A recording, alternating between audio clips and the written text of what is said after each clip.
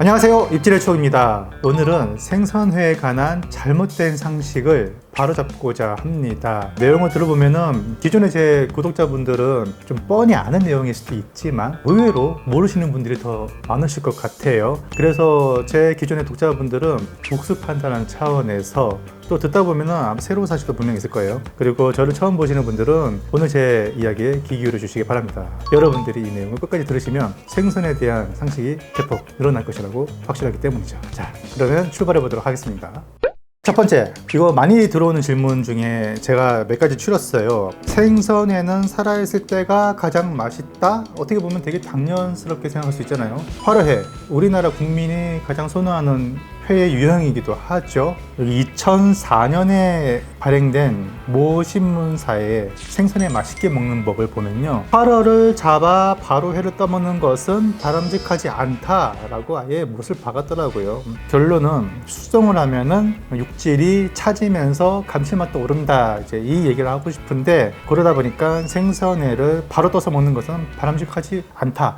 이게 바람직하다, 바람직하지 않다의 문제로 귀결되는 것은 썩 좋은 건 아닌 것 같아요. 옳다 그르다의 문제가 아니라 취향 차이입니다. 취향 차이. 여러분, 어떤 생선이나 동물이든 간에 갓 도축된 것은 살이 이제 경직되기 직전의 것은 물컹물컹하고 그게 이제 굳어지면 굉장히 단단해집니다. 이제 육회 같은 걸 예를 들면 도축이 되고 나서 몇 분 안 된 것은 살이 막 출렁출렁 거리잖아요. 이게 신경이 아직 살에서 막 움직입니다. 그런 것을 얇게 썰어서 이렇게 씹게 되면은 뭐랄까요, 찰랑찰랑거리는 그 찹쌀떡 같은 식감, 질긴 듯 하면서도 씹는 맛이 있는 그런 신선한 맛을 먹는 겁니다. 화로에도 마찬가지죠. 잡고 나서 1시간 이내는 요 근육이 단단해지는 사후 경직 요 이전의 단계이기 때문에 살이요 좀 질겅질겅 질깁니다. 그래서 화로회를 얇게 썰어서 먹으면 요것 또한 나름대로 특색이 있는 것이죠. 그런데 한 가지 아쉬운 것은 대부분은 천편일률적인 두께로 썰어가지고 이렇게 칼로 썰어서 이렇게 하잖아요. 두께도 거의 일정합니다. 두툼하게 썰어서 요거를 접시에 담아서 내는데 이 먹다 보면은 아래턱이 좀 이렇게 아플 정도로 근육이 좀 당겨요. 갓 썰어낸 화로회가 그만큼 좀 질기다는 것이죠. 화로회 같은 경우는 사실 썰기를 얇게 조절하면은 조금 더 질기지 않은 그 적당한 탄력감을 느낄 수 있을 거라고 생각하거든요. 참고로 이제 화로회가 저온에서 한 몇 시간 정도 숙성이 되면 응축되고 수축했던 그 근육이 살짝 완화가 되면서 우리가 씹기 적당한 그런 식감이 돼요. 한마디로 이제 차지게 되는 거죠. 그리고 나서 처음엔 없었던 감칠맛 성분이 오르면서 이제 맛이 진하게 됩니다. 더 나아가서는 단맛도 좀 받치고 고소한 맛도 좀 더 오르는 그런 느낌이 들기 때문에 그런 관점에서는 숙성회가 확실히 유리하긴 하죠. 이제 그것보다 더 오래되면은 그때부터는 식감이 완전히 물러지면서 호불호가 좀 많이 갈리게 되겠죠. 그래서 생선회는 살아있을 때가 가장 맛있다, 사람에 따라 다르다 라고 결론을 짓고 싶습니다. 자, 두 번째 질문은 이것도 오래전부터 참 논쟁이 많았던 주제인데요. 자연산의 양식보다 더 맛있다. 저는 항상 그렇게 얘기하죠. 원칙적으로는 사실 양식이 자연산을 따라갈 수 없습니다. 특히 요 제철에 놓여져 있는 지방기가 가득 찬 자연산은 양식으로서 따라가기 힘들어요. 평생 동안 자연산만 드셔본 분들은 양식을 드셨을 때 나는 그 미묘한 그 잡내를 느낄 수 있다고 합니다만, 최근에는 워낙에 양식 기술이 발달하고 사료 또한 고도화되고 있어서 생선의 풍미를 향상시키는 그런 사료들이 이제 많이 먹이게 되거든요. 1년 내내 안정적인 사료를 투입하다 보니까 아무래도 자연산보다는 양식 쪽이 맛의 차이가 크지는 않습니다. 반면에 자연산은 제철에는 살이 두툼하고 기름기도 올라서 맛이 좋은데 제철이 아니면은 차라리 양식이 낫습니다. 게다가 같은 제철에 놓인 자연산이라도 어쨌거나 얘네들이 야생에서 양육강식에 먹이 경쟁을 펼쳐야 된단 말이에요. 겨울에 막 광어 있는 거 잡았는데 살이 홀쭉한 거예요. 고생을 많이 한 강어가 있습니다. 덜어. 그런 것들은 아무래도 맛이 좀 빠질 수 있고, 또 수조에 한 2, 3, 4일 이상 오래 버티게 되면 얘네들이 스트레스를 양식보다 더 많이 받아요. 그러면서 몸속에 비축해뒀던 영양분도 빠져나가죠. 왜냐면 수조에서는 먹이 활동을 못 하잖아요. 더 살이 금방 양식보다 푸석푸석해지고, 자연산은 잘만 사서 먹으면 굉장히 맛있는데 양날의 검과 같은 존재고, 그나마 좀 안정적인 맛을 추구하겠다면 양식이 가성비도 좀 낮고 전체적으로 좀 낮죠. 그래서 결론은 뭐가 더 맛있냐? 어종마다 달라요. 제철의 어종은 자연산이 승, 그 외에는 무조건 양식. 이 정도로 정리해 드릴게요. 자, 세 번째, 비 오는 날 회를 먹으면 안 된다라고 알고 계시는 분들이 의외로 많습니다. 이 두 가지 이유 때문에 그래요.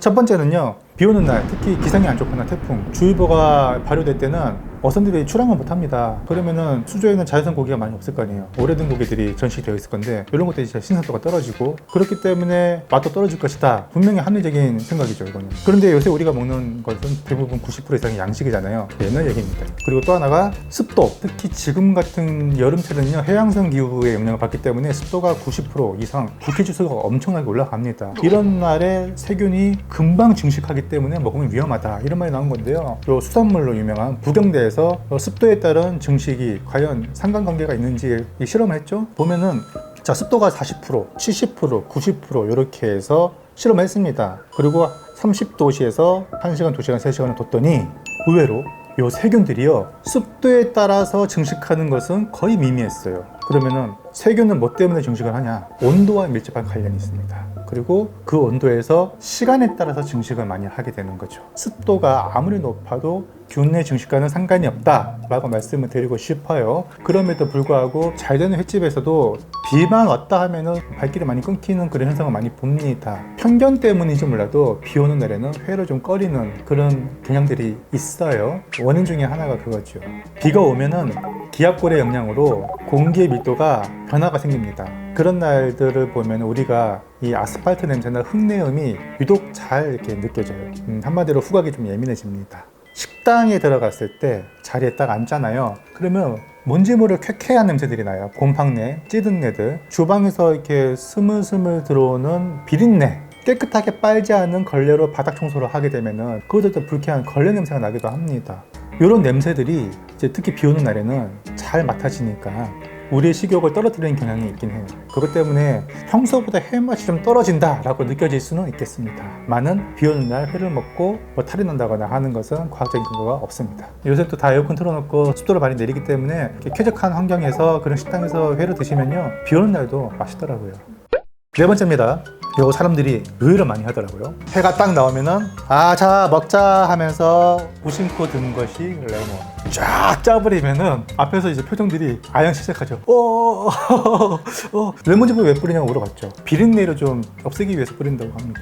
그런데요, 사실 회에서 비린내가 나면은 그 회 자체가 문제가 있는 거죠. 신선한 회는요, 이렇게 코를 갖다 댔을 때 냄새가 나면 안 냅니다. 그렇기 때문에 비린내를 지우기 위해서 레몬즙을 뿌리기보다는 좀 산뜻한 향을 좀 가미해서 식욕을 돋구기 위한 그런 용도로 아마 레몬즙을 뿌리는 게 아닌가 싶은데, 싫어하는 분들이 계시기 때문에 정 레몬즙 뿌리고 싶다 그러면은 자기 간장 종지 있잖아요, 거기다가 레몬즙을 뿌려서 간장에 섞어서 그렇게 해서 콕 찍어 드시기를 바랍니다. 이게 왜 중요하냐면 레몬은 산성이에요. 레몬즙을 뿌려놓고 이제 수다 떨면서 먹다 보면은 회가 하얗게 일어나요.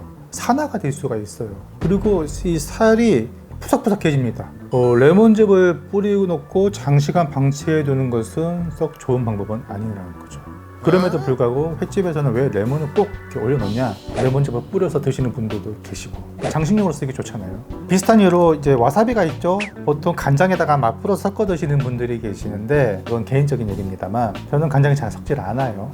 회 한 점에다가 와사비 한 점 콕 올려서 말아갖고 먹는 편입니다. 이렇게 해야 이 와사비 고유의 향이 조금 더 또렷하게 느껴지고, 여기 더하여 와사비가 살균 효과가 있는데 이 살균 효과가 요 간장에 풀게 되면 희석이 돼요. 향도 좀 희석이 됩니다, 일부. 그래서 저는 와사비를 간장에 풀기보다는 따로 드시기를 권유하는 편이고요. 요거는 참고만 해주시기 바랍니다.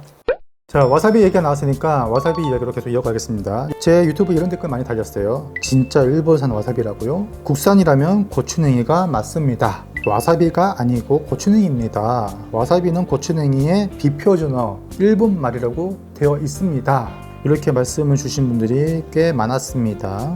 우리가 먹는 시중에 판매되는 와사비에는 고추냉이가 단 1%도 들어가지가 않습니다. 와사비하고 고추냉이는 서로 다른 종이라는 거죠. 식물학에서도 다른 종으로 지정되어 있기 때문에 학명이 다릅니다. 와사비의 학명은 어트레마 자포니쿰이라고 명명이 되어 있고요. 고추냉이의 학명은 카르다미니 슈도 와사비라고 명명이 되어 있는데, 이 고추냉이의 학명, 이 슈도 와사비, 이게 가짜 와사비라는 뜻을 품고 있습니다.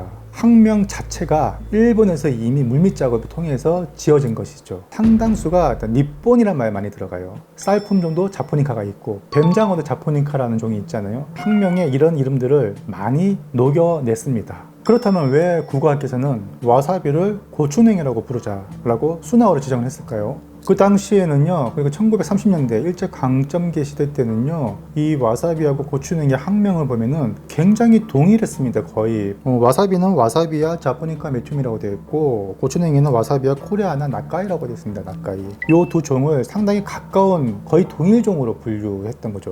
그래서 그냥 와사비는 고추냉이다. 와사비는 일본에서 유래된 거니까 그냥 우리식인 고추냉이라고 부르자라고 제시를 한 겁니다. 그렇다면은 고추냉이를 뭐라고 불러야 하는지 이런 또 문제가 나오잖아요. 그래서 고추냉이는 참고추냉이라고 부르자 이런 식으로 제시를 한 겁니다. 그런데 웃긴 건 뭐냐면요, 우리나라 그 고추냉이가 와사비야 코레아나 나카이입니다. 보통 학명 뒤쪽에 붙은 말은요, 그 학명을 지은 사람의 이름이 보통 붙거든요. 근데 나카이가 솔직히 말해서 우리나라 사람 이름이라고 생각되진 않죠. 요 자체부터가 이미 일제강점기 시대 때 일본이 분류한 학명입니다. 정작 이 고추냉이는 국내에서 멸종 위기 등급 거의 사라져버려서요, 현재 상업 용도로 쓰이지가 않고 있습니다. 그래서 시중에 나와 있는 와사비 제품은요, 대부분 다 와사비 아니면 그 서양 겨자 품종인 홀스레디시가 섞여 있는 거죠. 고추냉이는 1%도 안 들어갑니다.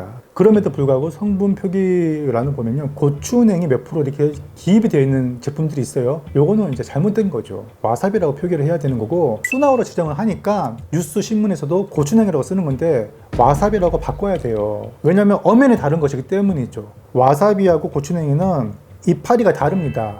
우리나라에 자생했던 고추냉이 이파리를 보면 뾰족합니다. 그런데 와사비는 이파리가 널찍해요, 호박잎처럼. 그래서 쌈채로도 사용하잖아요. 제가 몇 년 전에 울릉도 여행 갔을 때 와사비 자생지가 있습니다. 그 와사비가 한때는 우리나라 고추냉이 군락지가 발견됐다 하면서 이렇게 한번 호들갑 떤 적이 있었죠.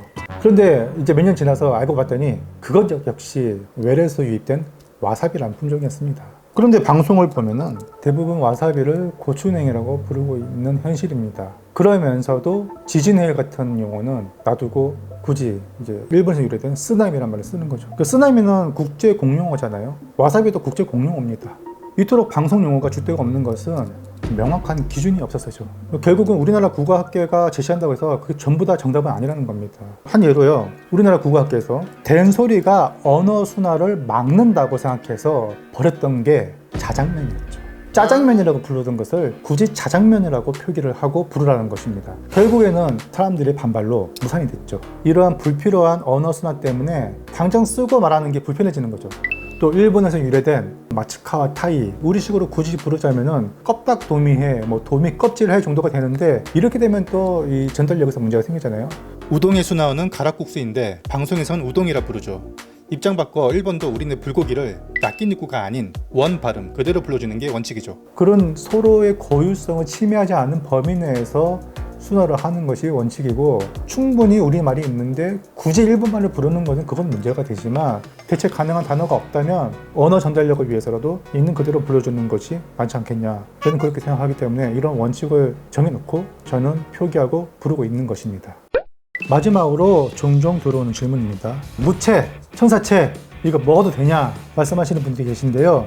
최근에는 천사채의 인기가 좀 많이 시들해졌어요. 왜냐하면 재사용에 염려가 있기 때문에 천사채를 먹지는 않고 가끔 이제 장식용으로 쓰긴 합니다만, 무채 같은 경우는 재사용이 사실 어렵습니다. 무채는 실온에 방치됐을 때 변색이 되거든요. 그 한 예로 손님상에 들어갔다가 한 2-3시간 있다가 재사용을 하기가 쉽지가 않다는 거죠. 바로 티가 납니다. 그래서 무채는 같이 드셔도 상관이 없다. 특히 이 무채를 회랑 같이 먹으면 좋은 점들이 있습니다. 무채의 그 매운 성분들이 살균 효과도 있고 소화력을 도와요. 그래서 생선회랑도 궁합이 잘 맞습니다. 무채는 같이 드셔도 무방하다고 말씀을 드리고 싶습니다. 오늘 이렇게 해서 생선에 관한 잘못된 상식을 몇 가지로 간추려 봤습니다. 더 있는데요, 그거는 다음에 제가 또 생각나는 대로 간추려서 정리를 해서 제가 소개를 해드릴까 합니다. 오늘은 굉장히 기본적이면서도 이미 아시는 분들한테는 원론적일 수 있는 내용을 소개를 했는데, 아무쪼록 여러분 술자리에서 실생활에서 회를 드실 때 이용했으면 좋겠네요. 오늘 내용 여기까지 하겠습니다. 감사합니다. 구독과 좋아요를 눌러주세요.